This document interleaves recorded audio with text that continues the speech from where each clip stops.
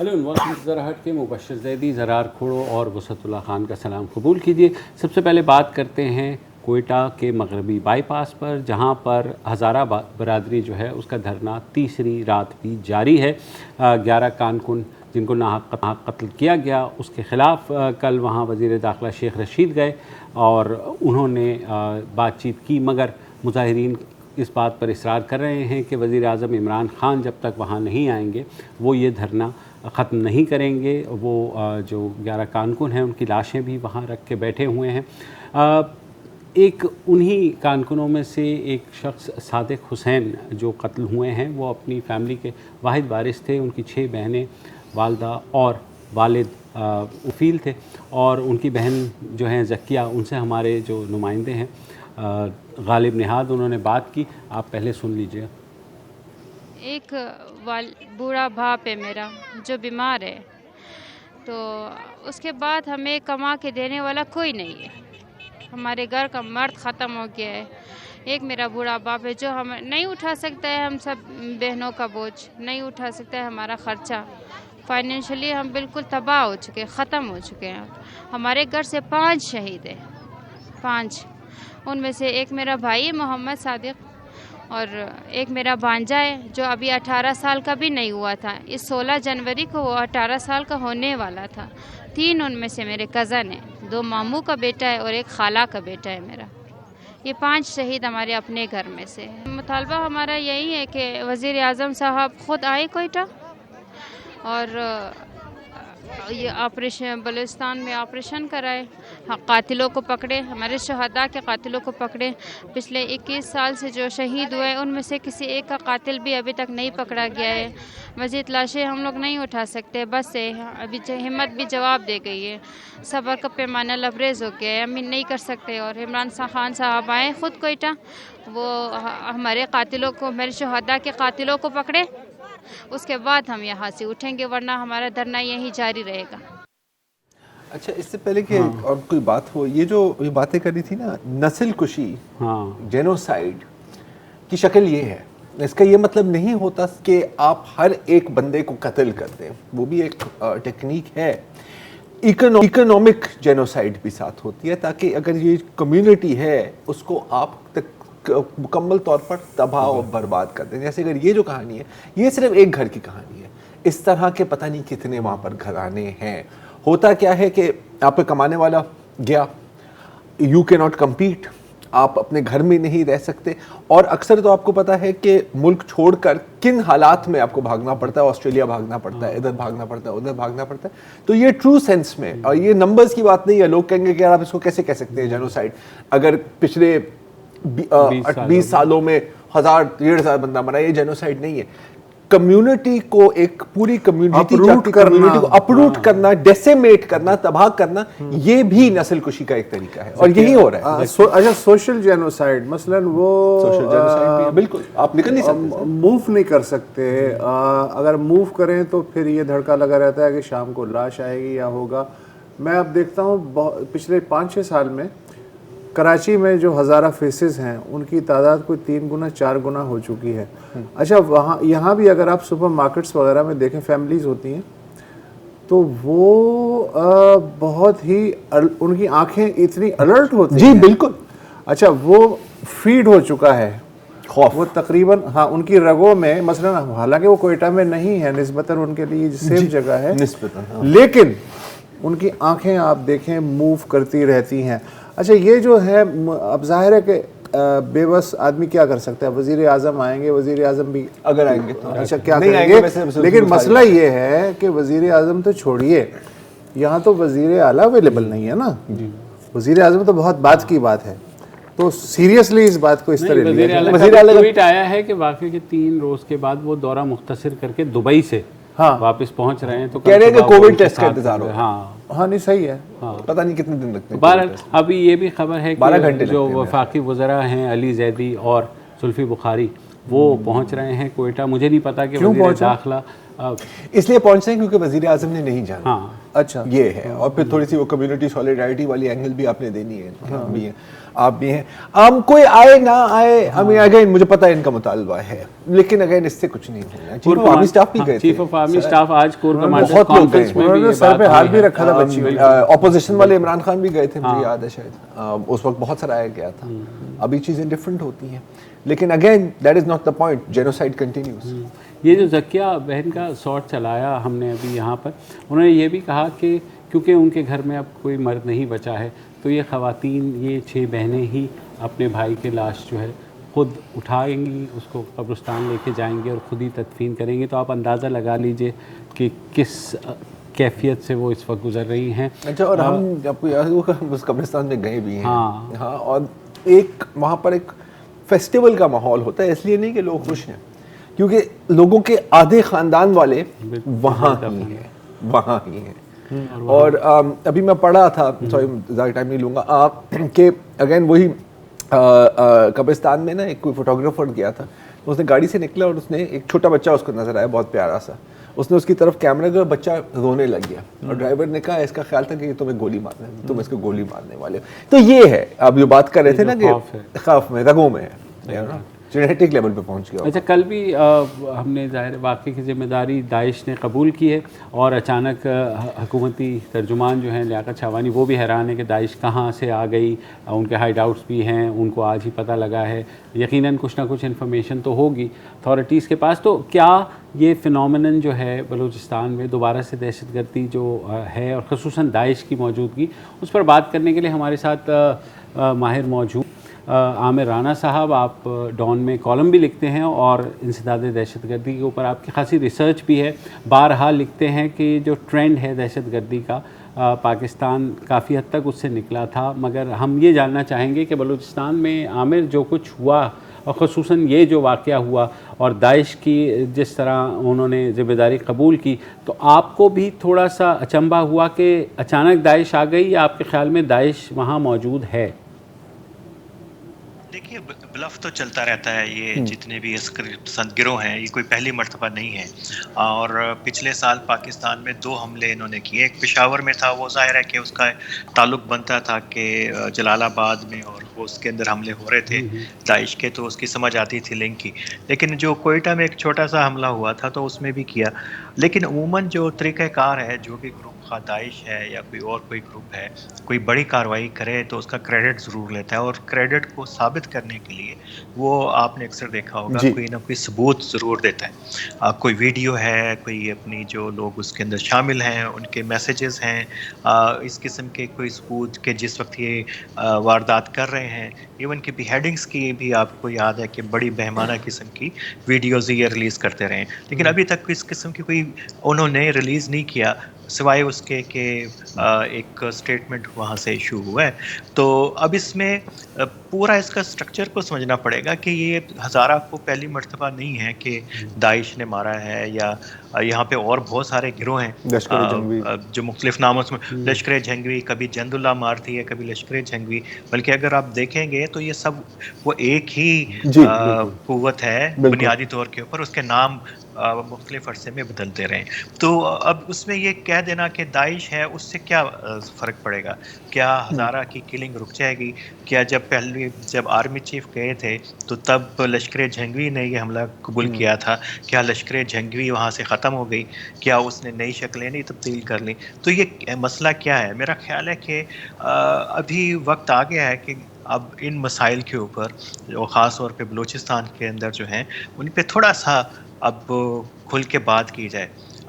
تو یہ اب ریاست کو سوچنا پڑے گا کہ یہ کیوں بار بار ان کو کر رہے ہیں, کہ اب صرف تھوڑا سا مختلف دکھنے والے اور تھوڑا سا مختلف سوچنے والوں کے لیے اس ملک میں, اس صوبے کے اندر جگہ تنگ کر دی جائے گی, اور ریاست ان قوتوں کے ساتھ کھڑی ہو جائے گی جو نفرت انگیز بیانیے کو فروغ دیتے ہیں, اور جو کہیں نہ کہیں پہ جا کے ایسی عسکریت پسند قوتوں کو جا کے تقویت دیتی ہیں, پھر جو مختلف دکھنے اور سوچنے والوں کو ٹارگٹ کرتی ہیں. تو میرا خیال ہے کہ اس کے اوپر بہت ہی سنجیدگی سے وزیر اعظم اگر جائیں تو یہ صرف دلاسا اور پرسا نہیں ہونا چاہیے, اس مرتبہ جو ہے کوئی سنجیدہ اقدام بھی ہونے چاہیے. یہ ری تھنکنگ کی ضرورت ہے. صرف اس صوبے کے اندر نہیں, شاید پورے پاکستان کے اندر بھی ضرورت ہے. ادروائز یہ ہوگا کہ زیادہ سے زیادہ اگر یہ زیادہ پرولونگ کرے گا دھرنا تو وزیر اعظم آ بھی جائیں گے, تو اس کے بعد کیا ہوگا؟ کچھ عرصے کے تک شاید سکون نظر آئے, لیکن وہ جو ان کے ذہنوں کے اندر جس کی طرف آپ اشارہ کر رہے تھے, جو پوری نسل کے اندر خوف ہے, وہ کبھی کراچی جاتی ہے, کبھی آسٹریلیا ہے, کبھی یورپ ہے, جس کو جہاں پہ جگہ مل رہی ہے وہ اپنے بھاگنے کی کوشش کر رہا ہے. تو یہ کوئی حل تو نہیں ہے. یہ کیا اس کے بعد کچھ عرصے کے بعد پھر یہ ہو جائے گا؟ عامر, آپ نے جو کہا کہ کچھ ہونا چاہیے, اچھا کچھ ہونے کے لیے سب سے پہلے کچھ ایڈمٹ کرنا ضروری ہوتا ہے کہ یہ ہوا ہے تو اس کی جگہ اب کیا کیا جائے. جو روایتی ایس او پی ہے ہماری ریاست کا وہ یہ ہے کہ جب تک واردات نہیں ہوتی وہ کہتے ہیں جی دیکھیں وارداتیں کتنی کم ہو گئی ہیں بلکہ نہ ہونے کے برابر ہیں, اس کا مطلب ہے کہ ہم نے فول پروف سیکیورٹی جو ہے اس کا انتظام کیا ہے, باڑ لگ گئی ہے, یہ ہے وہ ہے. اچھا جس دن واردات ہو جاتی ہے اس دن 5 منٹ کے بعد یہ ہوتا ہے کہ اس میں بیرونی ہاتھ ہے, منسٹرز کا قطار کے ساتھ بیان آ جاتا ہے. پھر تیسرا مرحلہ یہ ہوتا ہے کہ اب تو ہو گیا لیکن آئندہ کے لیے ہم کوئی دقیقہ فروگزاشت نہیں کریں گے اور سارے وسائل سے آہنی ہاتھ سے نمٹا جائے گا. یہ ایک ایس او پی ہے. میرے تو بال سفید ہو گئے یہ 3 نکاتی ایس او پی سنتے سنتے. یہاں پہ بلوچستان میں اگر ریاست یہ سمجھتی ہے کہ وہ طاقت کے بلبوتے پہ مسائل کو ٹھیک کر سکتی ہے تو بھیا 20 سال تو ہو گئے, اس کو 15 سال تو کم از کم ہو گئے, اب تک تو ٹھیک ہو جانا چاہیے تھا معاملے کو. لیکن مسئلہ یہ ہے کہ ایک تو وہ تنظیمیں ہیں جن کو آپ کہتے ہیں کہ جی وہ بیرونی مفادات کی پروردہ ہیں, لیکن پھر کچھ ایسی تنظیمیں بھی ہیں جن کی اچھی خاصی تعداد ہے, جن کی عوام میں جڑیں ہیں, جو ود ان دی فیڈریشن اور آئین کے دائرے میں رہ کے جو مقامی سیاسی جماعتیں ہیں وہ چاہتی ہیں کہ ہم سے بات کرو, ہماری بات سنو اور مسئلے کی کوئی شکل جو ہے وہ پازیٹیو نکالو. اس پہ بھی جو اسٹیبلشمنٹ ہے یا ریاست ہے وہ 2 قدم آگے چل کے اور 4 قدم پیچھے ہٹ جاتی ہے اور پھر کہتی ہے نہیں حالات ہمارے کنٹرول میں ہیں, ہم جو ہے طاقت سے سب ٹھیک کر لیں گے. تو جب تک یہ مائنڈ سیٹ رہے گا تو اس طرح کی گفتگو تو میں اور عامر رانا کرتے رہیں گے. دیکھیے بالکل آپ ٹھیک کہہ رہے ہیں. ریاست شاید ہتھیار سے, عسکریت پسند گروہوں سے نہیں ڈرتی, وہ ایسی قوتوں سے ڈرتی ہے جو بات چیت کی بات کرتے ہیں اور سیاسی رستے کی بات کرتے ہیں. کیونکہ ہماری اس کی ایک پوری آپ کو پس منظر پتہ ہے کہ جو ہماری شرافیہ کی جو نفسیاتی ساخت ہے اس کے اندر خوف ہے کہ بات چیت کریں گے تو وہ بہت ساری چیزیں کھو دیں گے. یہ نفسیات اس کے اندر ہے. اور جہاں تک یہ بات ہے کہ یہ گروہ باہر سے ہیں, اندر سے جہاں سے بھی ہیں, لیکن یہ ہمیں بھی پتہ ہے اور ریاست کو بھی پتہ ہے یہ ایک خاص بیانیے کی پیداوار ہیں. کبھی یہ نفرت کی بات کرتے ہیں, کبھی یہ خود ہتھیار اٹھا لیتے ہیں. جب ریاست کی طرف سے دباؤ آتا ہے تو یہ پھر ان کو مین سٹریم کی بات کرتے ہیں تو یہ بالکل پیسفل بن جاتے ہیں. اور وہی قوتیں کوئٹہ میں بھی ہیں, کوئٹہ کے ارد گرد علاقے میں بھی ہیں. تو وہ بیانیے کو ختم کرنا پڑے گا. اور اس بیانیہ اگر ہے اور یہ بیانیے کی پیداوار ہیں تو اس کا مطلب ہے کہ اس بیانیے کو کوئی بھی باہر سے ایکسپلائٹ کر سکتا ہے. اور یہاں پہ ایسی ایکٹرز بھی ہوں گے. اگر آپ کو جب ریاست اس بیانیے کو یا بیانیے کے علاوہ قوتوں کو سپورٹ نہیں کرے گی تو باہر کی طرف بھی دیکھیں گے. تو اس لیے بہت ہی, اور جس ایک اہلکار کا بلوچستان کے سرکاری اہلکار کا آپ ذکر کر رہے تھے, شاید آپ ان سے یہ بھی پوچھنا چاہیے کہ جو نفرت پھیلانے والی قوتیں ہیں ان سے تو کوئٹہ کا بچہ واقف ہے, بلکہ مستونگ, کلات اور خزدار کے ہر جگہ پہ لوگ جانتے ہیں کہ وہ کون لوگ ہیں, وہ کون کس گروہوں کو وہ یہاں پہ سرپرستی دیتے رہے. جو بیرونی گروہ ہوں, یہاں کے گروہ ہوں, پھر وہ الیکشن بھی لڑتے ہیں. تو یہ کیا ہے اس پورا پس منظر؟ تو وہ بیانیہ جو ہے اور اکثریت کا جو مائنڈ سیٹ ہے تو اس کو دیکھنے کی ضرورت ہے. انکار کر دینے سے یا سمجھیں گے کہ ہمارے انکار کی قوت, ریاست کے انکار کی قوت اتنی زیادہ ہے کہ اس کو کوئی دوسرا چیلنج نہیں کر سکتا. میرا خیال ہے کہ اگر ہم اس کو بات کرتے رہیں گے تو اس کو रियासत को देखना पड़ेगा इन चीज़ों की तरफ, अदरवाइज़ ये अदम तहफ़्फ़ुज़ जो है ये अक्सरियत के अंदर से मज़ीद अक़लियतें निकलती रहेंगी और वो जो अक्सरियत का बयानिया है वो सबको आहिस्ता आहिस्ता कमज़ोर करता रहेगा। आमिर, एक वक्फ़ा लेना है यहाँ पे, फिर के बाद वापस आते हैं।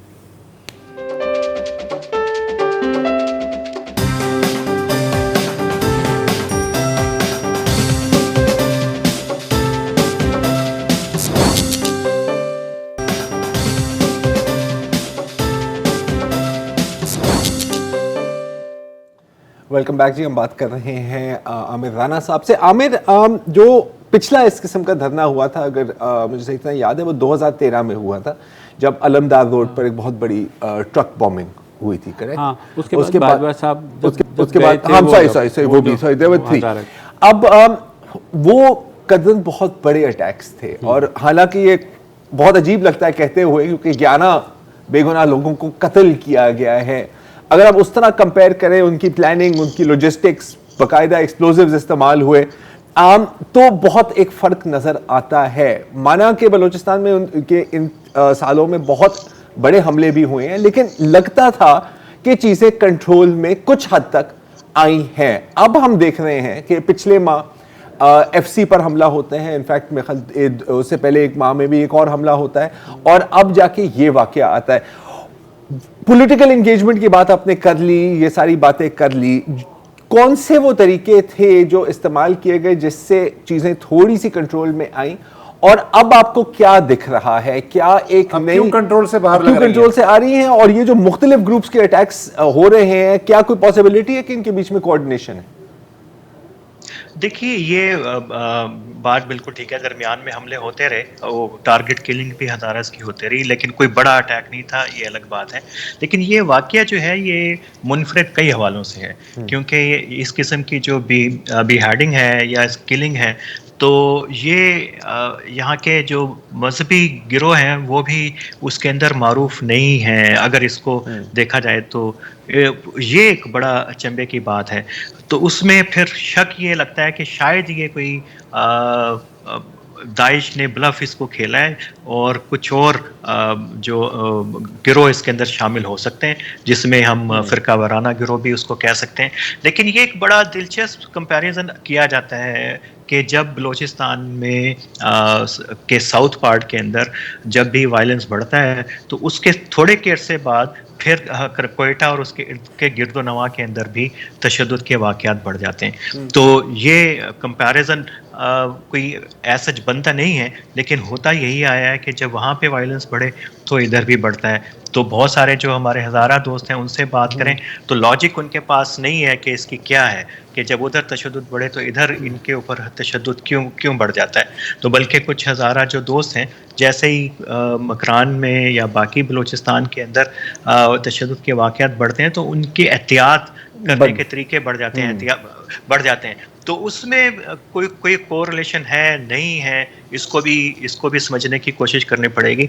लेकिन जो मजहबी गिरोह हैं, ये कोई मुज़ाकरात या डायलॉग वाले लोग नहीं हैं। जो हम मुज़ाकरात की बात करते हैं तो वो तो हमें ये है कि जो बलूचिस्तान के बाकी जो नाराज़ गिरोह हैं, जो उनके साथ होनी चाहिए, उनके हैं। इनके लिए तो रियासत ने ऑलरेडी जो है इनसे नेगोशिएशन कर लिए हैं और इनके साथ एक बाकायदा कॉन्ट्रैक्ट कर लिया है, और उस कॉन्ट्रैक्ट का नाम है पैगाम पाकिस्तान। और उसके अंदर बहुत सारी ऐसे जो गिरोह थे जिनके बारे में कहा जाता था कि बराह रास्त तशद्दुद के अंदर शामिल हैं, फ़िरका वारियत के अंदर शामिल हैं, उन्होंने भी उसको ना सिर्फ एक्सेप्ट किया बल्कि वो उसके बड़े आगे उसको प्रमोट करने वाले लोगों के अंदर शामिल हैं। अब हुकूमत को और रियासत को तो चाहिए कि पैगाम पाकिस्तान के नाम की जो छतरी या चरपाई बिछाई है उसके नीचे वो डंडा फेरें और ऊपर भी देखें कि ऊपर वहाँ पे तो कुछ नहीं है। तो ये तो नहीं है कि बहुत सारे गिरोह ने पैगाम पाकिस्तान का जो मिसाक हुआ है, जो मुज़ाकरात हुए हैं या डायलॉग के नतीजे में ये हुआ है कि उसी के अंदर कुछ बहुत सारे लोग या क़ुव्वतें छुपी हुई हों। तो ये इस एक किस्से को और तरह से देखने की ज़रूरत है। इसको सियासी हवाले से शायद हम उसको उसके साथ नहीं देख सकते जो बाकी बलूचिस्तान का हिस्सा है। ये तो वो उन लोगों को तरफ देखने की है जिनके साथ रियासत ने ऑलरेडी एक एग्रीमेंट कर लिया है। तो आमिर, ये मुझे बताइए कि जो रियासत का इस दफ़ा रद्द अमल आया है वो भी उससे ये लग रहा है कि कोई वो उसमें उतनी संजीदगी नहीं है जिस तरह माजी में हमने देखी कि आर्मी चीफ भी चले गए, वज़ीर आज़म भी चले गए, वहाँ जाकर के एश्योरेंसेस हुई, फिर ऑपरेशन का कहा गया। इस दफ़ा आपको क्या लग रहा है कि रियासत इसको इस तरह ले रही है कि वन ऑफ इंसिडेंट है? बिल्कुल इसी तरह ले रहे हैं, क्योंकि इस साल भी बज़ाहिर तो वाक़यात के अंदर कमी वाक़या हुई है 36% पिछले साल की निस्बत, और ये तासुर यही देना चाहते हैं कि पाकिस्तान के अंदर हालात कंपैरेटिवली बहुत बेहतर हैं, और ये ज़रूरी भी है सी पैक के लिए और बाकी जो इक़्तिसादी तरक्की के लिए। तो अगर ये इसको संजीदा लेंगे तो ज़ाहिर है ये कि उसको रद्द अमल देंगे तो वो उसके कुछ इनके जहन में ये है कि कुछ इसके कॉन्सिक्वेंसेस हो सकते हैं। लेकिन जब 13 में 14 में जब ये सब कुछ हो रहा था तो उस वक्त ओवरऑल पाकिस्तान में कराची के अंदर भी सूरत हाल कोई बेहतर नहीं थी, और लाहौर में हुए थे, जो कबायली इस्लाम लाहौर में हुए थे, तो वो पूरे पाकिस्तान में पूरे एक दहशतगर्दी की एक लहर थी। तो वो उस कॉन्टेक्स्ट के अंदर चीज़ें वो शायद, और फिर कुछ कुव्वतें जो हैं बड़ी मुतहरिक भी थीं, और उस मरतबा धरने सिर्फ कोयटा में नहीं हुए थे बल्कि वो पूरे पाकिस्तान में, गवर्नर हाउस में, इस्लामाबाद में, हर जगह पे ये धरने हुए थे, कराची में भी हुए थे। तो इस मरतबा ये सिर्फ अभी कोयटा के अंदर है, वो इसका बिल्कुल आप ठीक कह रहे हैं कि इसका जो कॉन्टेक्स्ट है, तनाजुर है, वो बिल्कुल मुख्तलिफ है, और हुकूमत नहीं चाहती कि इसको ज़्यादा इस मसले को लेके चला जाए और इसको मज़ीद इसके ऊपर हसासियत इसके ऊपर पैदा की जाए। ठीक है, बहुत शुक्रिया आमिर राना, हमसे बात करने का भी बात करते रहेंगे। अल्लाह बलूचिस्तान में लोगों को महफूज रखे। फ़िलहाल एक वक्फा लेते हैं।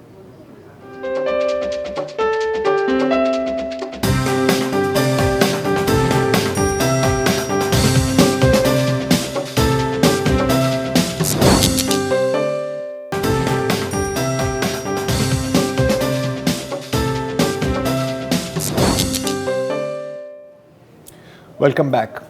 कराची शहर की कहानी है। सन 2007 में एक 16 साल की लड़की को अगवा किया गया, उसके पड़ोसी ने अगवा किया, जिसकी उम्र 40 साल की थी। 3 दिन तक उसको जिनसी तशद्दुद और रेप का निशाना बनाया गया। चौथे दिन वो बाजियाब होती हैं और पुलिस उनको के घर वाले उनको ले जाते हैं पुलिस स्टेशन। वहाँ पर कहा जाता है कि आप एक फ़ीमेल MLO को अरेंज करें, और वो जब होते हैं तो उन लड़की की एग्जामिनेशन शुरू होती है। एग्जामिनेशन के दौरान सबसे पहले डॉक्टर साहिबा क्या करती हैं कि वो 2 उंगलियों के साथ उस लड़की की टेस्ट करती है कि ये लड़की कुंवारी थी या नहीं थी। जब पता लगा कि शायद ऐसा नहीं था तो वो डॉक्टर और स्टाफ उल्टा उस लड़की को जो विक्टिम है उसको बुरा भला कहने लग जाते हैं और कहते हैं कि तुमने तो अपने ख़ानदान का नाम ख़राब किया है और तुम तो हो ही इस लायक। ये एक एक्चुअल लिविंग स्टोरी है, और लड़की को बिल आखिर मुल्क छोड़कर भाग जाना चाहिए। ये वो नोटोरियस 2 फिंगर टेस्ट है जिसके खिलाफ आज justice Ayesha Malik of the Lahore high court ने अपना फैसला दिया है और इसको गैर कानूनी करार दिया गया है, और बल्कि कहा है कि ये ना सिर्फ पाकिस्तान के आइन के ख़िलाफ़ है बल्कि इंसानी वक़ार की तौहीन है। ये एक बहुत बड़ी फतेह है, क्योंकि सालों से बल्कि दहाइयों से human rights activist, women rights activist, lawyers, सब लोग, मीडिया भी इसके ख़िलाफ़ कैंपेन कर रहा था कि इस टेस्ट को आप ख़त्म करें। क्योंकि होता क्या था कि ये इस एग्जामिनेशन के बेसिस पर विक्टिम के किरदार के ऊपर हमला किया जाता था, निस्बत के उसकी एग्जामिनेशन की जाए साइंटिफिकली और फिर इसको सबूत बतौर सबूत केस को मजबूत करने के लिए इस्तेमाल किया जाए। एडवोकेट सहर ज़रीन बंदयाल और बैरिस्टर समीर खोसा ने पिटिशन आगे ले गई। बहुत लोगों ने इसमें शिरकत भी की, और उनमें से एक ज़ैनब हुसैन साहिबा भी थी। अच्छा, ये तो हो गया है, लेकिन अभी भी बहुत कुछ करने के लिए बाकी है। तो आज हमने दावत दी है एमन रिजवी साहिबा को। आप मुसन्निफ भी, आप डॉक्यूमेंट्री फिल्म मेकर भी हैं और human rights, women rights activist भी हैं। एमन, thank you very much for joining us. एमन, सन 2018 में आपने, मैं ख्याल सोच वीडियोज़ के लिए आपने और ज़ैनब हुसैन साहिबा ने एक सीरीज़ ऑफ डॉक्यूमेंट्रीज़ की थी ऑन रेप विक्टिम्स, और ख़ास तौर पर जो मेडिकल एग्जामिनेशन होती है उनकी विमेन MLOs की जानिब से। آپ کی میں ٹویٹر تھریڈ پڑھ رہا تھا اور آپ نے کہا تھا کہ یقیناً یہ ایک بہت اچھی بات ہے کہ یہ جو فیصلہ آیا ہے لیکن یہ ٹپ آف دی آئس برگ ہے. آپ کا کیا مطلب تھا اس سے؟ Thank you so much for having me. سب سے پہلے تو میں یہ بولنا چاہوں گی کہ میں بہت شکر گزار ہوں ان عورتوں کی جو اس ایشو پہ بہت اچھے سے کام کر رہی ہیں. یہ جنہوں نے پٹیشن فائل کیا یہ بہت بہت امپورٹنٹ وکٹری ہے اور اسے سیلیبریٹ کرنا چاہیے. جب میں نے بولا کہ یہ صرف ٹپ آف دا آئس برگ ہے میں بالکل بھی اس وکٹری کو ڈیمینش نہیں کرنا چاہ رہی تھی. بٹ میں بیسکلی اپنی آبزرویشنز اور اپنا ایکسپیرئنس ڈسکرائب کر رہی تھی. تو جیسے آپ نے مینشن کیا کہ 2018 میں نے اور زینب نے ایک ڈاکیومنٹری سیریز جب بنائی. بات ایکچولی ایسے شروع ہوئی تھی کہ ڈان نے ایک آرٹیکل لکھا تھا 2 فنگر ٹیسٹ پہ. اس کے بارے میں ہم لوگ نیوز روم میں ڈسکشن کر رہے تھے اور ہمیں یہ پتا چلا کہ پورے کراچی میں صرف 3 WMLOs ہیں. تو صرف 3 وومن میڈیکو لیگل آفیسرز ہیں. And Karachi is a city like اس میں 16 ملین لوگ رہتے ہیں. HRCP کے اسٹیٹسٹکس ہیں کہ پاکستان میں ہر 2 گھنٹے ایک عورت ریپ ہوتی ہے. تو آپ امیجن کر سکتے ہیں کہ کتنا ڈیفیسٹ ہے ریسورسز میں. اینڈ آئی ایم شیور آپ کو پتا ہوگا کہ پاکستان میں ایک فیمیل ٹراما وکٹم یا ریپ وکٹم صرف ایک وومن میڈیکو لیگل آفیسر کے پاس ہی جا سکتی ہے. تو اس لیے ہم لوگ JPMC گئے اس اسٹوری کو انویسٹیگیٹ کرنے. اینڈ آئی تھنک جب ہم لوگ وہاں پہ پہنچے تو ہم نے یہ ریئلائز کیا کہ اسٹوری ایکچولی اس سے بہت بڑی تھی اور اس میں بہت سارے ایسپیکٹس تھے. اینڈ آئی تھنک میں ان ایسپیکٹس کے بارے میں بات کر رہی تھی. ایک تو پہلے تو فیسلٹیز ہمیں بہت ہی شاکنگ لگیں. ایک بستر بھی نہیں تھا. تو بیسکلی جو اسٹرکچر تھا JPMC میں جنا ہاسپٹل میں اس فیسلٹی کا 2 کمرے تھے. پہلے کمرے میں جیسے 2 ورکنگ ڈیسکس تھیں جہاں پہ میل میڈیکو لیگل آفیسرز بیٹھتے ہیں اور جو دوسرا کمرہ تھا وہ ایک میڈیکل ایگزامینیشن روم تھا. اینڈ آئی تھنک اس کی میں نے تصویریں بھی اپلوڈ کی تھیں. وہاں پہ کچھ صوفے تھے. ایک صوفہ ان میں سے جو لمبا سا تھا اور وہ بیڈ کے طور پہ استعمال ہو رہا تھا. کوئی بیڈ نہیں تھا ٹراما وکٹم یا سروائیور کے لیے. ایکچولی جب ہم لوگ وہاں پہ پہنچے تھے تو WMLOs ایک پوسٹ مارٹم کمپلیٹ کر کے آ رہی تھیں اور انہوں نے ہمیں بتایا کہ ان کے پاس پوسٹ مارٹم کا بھی اکوپمنٹ نہیں ہے. لائٹس نہیں تھیں, ریپ کٹس نہیں تھیں. ریپ کٹس پہ جو لیبلنگ مٹیریل ہوتا ہے وہ بھی نہیں تھا ان کے پاس. نہ اکوپمنٹ تھا ایگزامینیشن کے لیے. اسٹوریج فیسلٹیز نہیں تھیں. تو اس کمرے میں ایک فریج بھی تھا. بیسکلی اس کمرے میں صوفے تھے, ایک ٹیبل تھی, TV تھا, فائل کیبنٹس تھیں اور ایک فریج تھا. اس فریج میں کھانا بھی اسٹور ہو رہا تھا, ڈرنکس بھی اسٹور ہو رہی تھیں, پانی. اینڈ اس کے اندر ریپ کٹس بھی اسٹور ہو رہی تھیں. اینڈ بیسکلی میں یہ بولنا چاہوں گی کہ آئی تھنک ہمارے لیے سب سے ہاریفائنگ بات یہ تھی کہ جب ہم لوگ گفتگو کر رہے تھے WMLO سے تو ہم لوگ بہت شاک ہو رہے تھے اور اپسیٹ اور ٹرامیٹائزڈ فیل کر رہے تھے کہ ان کی جو اپروچ تھی ٹورڈز دی 2 فنگر ٹیسٹ. مگر وہ جو فلاسفی ہے اس ٹیسٹ کے پیچھے وہ ہمیں سسٹم کے ہر کونے میں نظر آ رہی تھی. لیک آف ریسورسز میں نظر آ رہی تھی. مگر ان کے ایٹیٹیوڈ میں اور پورے سسٹم کا جو ایٹیٹیوڈ ہے, جوڈیشری باڈی کا بھی جو ایٹیٹیوڈ ہے کہ وہ یہ ٹیسٹ ڈیمانڈ کرتے ہیں جبکہ سائنٹیفکلی پروون ہے کہ آپ کسی کی ورجنٹی کو ٹیسٹ نہیں کر سکتے. مگر اس ٹیسٹ کی فلاسفی کیا ہے کہ آپ ایک عورت کے سیکس آرگنس کی الاسٹسٹی میجر کر رہے ہیں ٹو ڈیٹرمن ویدر وہ جسٹس ڈیزرو کرتی ہے یا نہیں. رائٹ. تو آپ ایک عورت کو اور اس کی رائٹس کو, اس کے ٹراما کو, اس کی جو اس نے وائلنس ایکسپیرئنس کیا, آپ اسے بالکل اس کے ایک باڈی کے حصے کی جو مسلز ہوتی ہیں جس میں اس کی الاسٹسٹی کو ریڈیوس کر رہے ہیں. اینڈ آئی تھنک میرے لیے سب سے امپورٹنٹ کویشچن اس وقت یہ ہے کہ ٹھیک ہے ججمنٹ میں لکھا ہوا ہے کہ سارے اسٹیک ہولڈرز ری ٹرین ہوں گے, WMLOs کو ری ٹرین کیا جائے گا. مگر ایک تو اس ری ٹریننگ میں کیا سکھائیں گے؟ لائک ٹیسٹ بین کرنا تو ایک چیز ہے مگر یہ جو فلاسفی ہے. اچھا یہ صحیح ایمن میں آپ کی بات کاٹ رہا ہوں. آپ نے بات کی فلاسفی کی تو آپ نے یہ بھی لکھا تھا کہ اکثر جو MLOs ہیں, اور میں یہاں پہ فیمیل MLOs کی بات کر رہا تھا, ان کا کہنا تھا کہ جی ہمارے پاس ایز سچ جیسے آپ نے بولا کہ وہ جو ریپ کٹ ہے وہ جہاں پر جوس اور سینڈوچ پڑے ہوئے ہیں اسی فریج میں رکھی جاتی تھی کہ ہمارے پاس کوئی وسائل تو ہے نہیں, ہمارے پاس ریسورسز ہیں نہیں, تو ہم اس کے کیریکٹر کو جج کرتے ہیں. اس کے بارے میں تھوڑا سا بتائیں, مطلب کیسے؟ انٹرویو میں وہ لوگ ہمیں بتا رہی تھی کہ 50% جو میڈیکل ایگزامینیشن ہوتی ہے وہ ایک عورت کے کیریکٹر کے بارے میں ہوتی ہے. تو وہ عورت سے پوچھتے ہیں کہ اچھا آپ کا اٹھنا بیٹھنا کس کے ساتھ ہے, آپ کپڑے کیسے پہنتی ہیں, آپ کیا سیکشلی ایکٹیویٹ ہوئی ہوئی ہیں, جو یہ میڈیکلی ساؤنڈ کویشچنس کہیں سے بھی نہیں ہے. مگر آئی تھنک انہیں ٹرین ایسے ہی کیا جاتا ہے. اور میں یہاں پہ یہ ڈیفینیٹلی بولنا چاہوں گی کہ WMLOs کے بارے میں برا بھلا بولنا بہت آسان بات ہے, جی بالکل, مگر بیسکلی یہ ایک سسٹم ہے. وہ ہمیں یہ بھی بتا رہی تھی کہ ججز ڈیمانڈ کرتے ہیں اس ٹیسٹ کو, جبکہ اگین یہ کوئی لیگلی ساؤنڈ ٹیسٹ نہیں ہے. اینڈ آئی تھنک WMLOs کی ٹریننگ ہو جائے گی, مگر ان ججز سے بھی پوچھنا چاہیے کہ یہ کیا لیگل لاجک تھا, اور یہ بھی پوچھنا چاہیے کیا ان ججز کی یا جوڈیشری باڈی کی ٹریننگ ہوگی, کہ ان سے پوچھا جائے گا کہ یہ کیوں 2021 تک یہ ٹیسٹ کیوں چل رہا تھا, اینڈ کیا ان کی جینڈر سینسٹیوٹی ٹریننگ ہوگی ٹو میک دیم انڈرسٹینڈ. کیونکہ ٹھیک ہے آپ نے ٹیسٹ تو بین کر دیا رائٹ, مگر کیا مائنڈ سیٹ جو انڈر لائنگ مائنڈ سیٹ ہے اس ٹیسٹ کے پیچھے, کیا آپ وہ بھی چینج کریں گے؟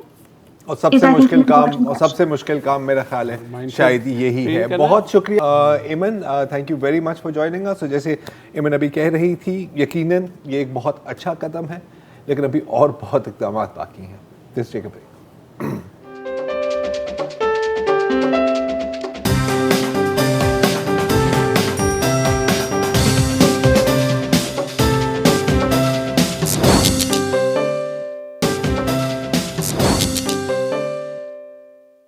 Welcome back. تقریباً 3.5 سال قبل سعودی عربیہ, UAE اور ان کے مختلف اتحادیوں نے یہ فیصلہ کیا, بحرین وغیرہ وغیرہ نے یہ فیصلہ کیا کہ یار یہ جو قطری ہے نا, یہ بڑے خراب قسم کے لوگ ہیں, یہ دہشت گردوں کی حمایت کرتے ہیں, یہ ایران کے ساتھ ملے ہوئے ہیں, یہ چکن نہاری کھاتے ہیں, مطلب گندی گندی باتیں کرنے لگ گئے ان کے ساتھ. اور کہا کہ یار ان سے اب بالکل ہی ترک تعلقات ہیں, ان کا حقہ پانی بند ہو گیا. میں لٹرلی بات کر رہا ہوں, حقہ پانی بند بھی کر دیا. ایک آپ کیا کہہ سکتے ہیں, سیج کر دی قطر کی, کہا کہ بھائی کوئی زمین سے بھی نہیں داخل ہوگا, نو ایئر فلائٹس, نو نیول فلائٹس. اس حد تک پہنچ گئے تھے کہ ایک یہ بھی منصوبہ تھا, اور میں بالکل مذاق نہیں کر رہا, کہ قطر کے ارد گرد ایک کنال بنائی جائے تاکہ اس کو بالکل جزیرہ بنا دے. اچھا, جزیرے کا نام کنال میں جو ہے تابکار فضلہ جو ہے وہ بھرنے کی آپ شکر کریں کہ مگرمچھ نہیں ڈالے سر. یہ تو مطلب جیمز بانڈ والا سین ہو گیا تھا نا یہاں پر, شاکس ود لیزرز. تو ایک جزیرہ بنا دے. جزیرہ بنانے کا بھی ایک مقصد یہ تھا کیونکہ قطر میں آپ کو پتا ہے الجزیرہ کے بھی آفیسز ہیں, اور الجزیرہ سے بھی ٹھیک ٹھاک تنگ آئے ہوئے تھے. اچھا, سعودی عرب اور UAE میں یہ سوچ تھی کہ بس ہم نے یہ کیا تو یہ بس جھک جائیں گے, ختم ہو جائیں گے, اور کچھ حد تک مطلب لاجیکل بات تھی. آخرکار کتنی تجارت جاتی تھی, قطر میں کون سی چیزیں اگتی ہیں اور کون سی چیزیں بنتی ہیں. لیکن ایسا نہیں ہوا, کیونکہ بیچ میں آ گئے ہمارے ترکیش بھائی, اور انہوں نے ڈائریکٹ ایک تو فوج اپنی بھیجی, کتنے میں خیال 3,000 فوجی, اس سے 3,000 فوجی بھیجے, فوڈ کو اور مختلف سپلائز کو بھی ایئر لفٹ کیا, and so on and so forth. اور اب 3.5 سال بعد ایک بار پھر پپیاں جپیاں ہو رہی ہیں. آج سعودی پرنس شاہ سلمان ملے قطر کے, محمد بن سلمان, یار بندہ بھول جاتا ہے, عمر کا تقاضا ہے یار. اینی وے, تو وہ ملے قطر کے امیر سے, جپیاں ہوئیں, اور سعودی عرب کے جو فارن منسٹر انہوں نے کہا کہ بس آج سے ہم دوبارہ بھائی بھائی, اور GCC کا اجلاس بھی آج ہو رہا ہے, GCC کا اجلاس بھی ہو گیا. اچھا, اب یہ ظاہر ہے کہ یہ ٹرمپ صاحب کا بھی ایک اس میں گیم تھی. کشنر صاحب آپ کو پتا ہے وہاں پر پہنچے ہوئے ہیں, اور جہاں تک ٹرمپ ایڈمنسٹریشن, جس کے میرا خیال ہے کہ کتنے 15 دن باقی ہیں, 16 دن باقی ہیں, ان کا خیال ہے کہ اس طرح سے ہم اینٹی ایران کولیشن کو مضبوط کر رہے ہیں. اچھا, ایران کی جانب سے محمد جواد ظریف کا بھی ایک میسج آیا ہے, اور انہوں نے کہا ہے کہ جی بڑی اچھی بات ہے ایسے ہوا ہے, اور اس کے ساتھ ساتھ آپ یہ بھی ایک دفعہ سوچ لیں کہ ایران آپ کا دشمن نہیں ہے, ہم سب کو مل کر اس خطے کی ترقی کے لیے کام کرنا چاہیے. تو وسط صاحب یہ سچویشن ہے, آپ کو کیا محاورہ یاد آ رہا ہے, آپ نے سنا کہ کبڑے کو لات پڑی اور کب نکل گیا. تو قطر کے ساتھ بیسیکلی یہ ہوا ہے کہ دینا تو وہ اذیت چاہتے تھے, لیکن وہ اس 3.5 سال کی جو اذیت ہے, ناکہ بندی ہے, اس سے بڑا کامیاب نکلا ہے. اب مسئلہ یہ ہے کہ ان کی شرائط کیا تھی کہ آپ آپ دہشت گردی کو سپورٹ کرتے ہیں اور آپ ایران کی سے قربت ہے, یہ دونوں چیزیں ختم کر دیں. اور اس کے بعد پھر انہوں نے 13 نکاتی منصوبہ بھی پیش کیا, جس میں یہ تھا کہ الجزیرہ جو نیٹ ورک ہے, نیوز نیٹ ورک, اس پہ پابندی لگائیں اور ترکوں کی جو 3000 ملٹری بیس پہ فوج ہے اس کو بھی واپس کریں. آج کوئی دور دور تک ذکر نہیں ہے اس کا. انہوں نے کہا بھائی جان آپ کدھر تھے, کیسی باتیں کر رہے ہیں یار, اتنی دیر سے آئے ہی نہیں تو. اچھا, تو ظاہر ہے کہ قطر نے بھی کہا کہ ٹھیک ہے اب بھول جاتے ہیں. اچھا, تو اس لحاظ سے قطر نے اپنی جگہ کھڑا رہا, سعودی عرب نے انیشیٹو لیا. اچھا, یو اے ای جو کہ سعودی عرب سے بھی زیادہ بڑے دشمن ہیں, تو چھوٹے سائز کے, لیکن آنا ان کی ظاہر ہے بڑی ہے, تو وہ تھوڑے سے خوش نہیں ہے اس ڈیل سے. لیکن سعودی عرب چونکہ بڑا بھائی لگ رہا ہے کہ خوش نہیں, انہوں نے اس لیے خوش نہیں ہے کہ جو جی سی سی سمٹ ہوئی ہے اس میں نارملی جو ٹاپ کے لوگ ہیں وہ جا رہے ہیں, لیکن یو اے ای نے اپنا جو نائب صدر ہیں یعنی دبئی کے حکمران, انہیں بھیجا ہے. جو صدر ہیں یعنی ابو ظہبی کے حکمران ہیں وہ نہیں گئے, مطلب چھوٹے بھائی کو بھیج دیا. تو ہلکی سی ناراضگی بھی ہے کہ یار سانو پوچھیا نہیں تے بالا تسی جڑی ہے قطر نال کر لی. اچھا, قطر نے یہ بات ثابت کی کہ اگر آپ کھڑے ہو جائیں تو پھر کوئی مسئلہ نہیں ہے. ایران کے ساتھ انہوں نے کہا جی آپ اپنے تعلقات ختم کریں. اب ایران کے ساتھ قطر کیسے لاجیکلی تعلقات ختم کر سکتا ہے؟ کیونکہ اس لیے کہ جس دن یہ پابندی لگی ہے اس دن برلن بلاکیڈ کی طرح ایران نے ایئر لفٹ کیا. انہوں نے کہا بھائی جان آپ فکر نہ کریں, روزانہ 1100 ٹن پھل اور سبزی اور 60 ٹن گوشت کی سپلائی جو ہے وہ جاری تھی. آپ کا بھائی ہے. اچھا, قطر کے لیے یہ بہت تھی, اس لیے کہ قطر کی جو ٹوٹل آبادی ہے وہ گلشن اقبال سے بھی کم ہے. 28 لاکھ لوگ ہیں, ان میں سے صرف مقامی جو قطری ہیں وہ 8 لاکھ ہیں, باقی جو ہیں وہ ورکرز ہیں. مطلب اتنا پھل نہیں چاہیے. اچھا, تو آپ ظاہر اچھا, اب مسئلہ یہ کہ گلشن اقبال کی آبادی کی اگر انکم $40 بلین پر اینم ہو, سوچو گلشن کا کیا حال ہوگا, بڑا پلاکٹ کیسا گلشن ہوگا, وہ تو جو ہے ختم کر دے گا. تو ایران اور قطر جو ہے انہوں نے آپس میں ڈیوائیڈ کیا ہوا ہے دنیا کا سب سے بڑا گیس فیلڈ. جو 13% جو پوری دنیا کی گیس ہے وہ صرف اس گیس فیلڈ میں ہے, اور قطر 33% آف LNG جو ہے پوری دنیا کی اس کی پروڈکشن وہاں ہے. تو ایران اور قطر جو ہے ان کا معاشی مفاد جو ہے اس گیس فیلڈ کی وجہ سے جڑا ہوا ہے, لہٰذا وہ یہ تعلق تو ختم ہونے سے رہا, اور اب سعودی عرب وغیرہ اس پہ زور بھی نہیں دے رہے ہیں.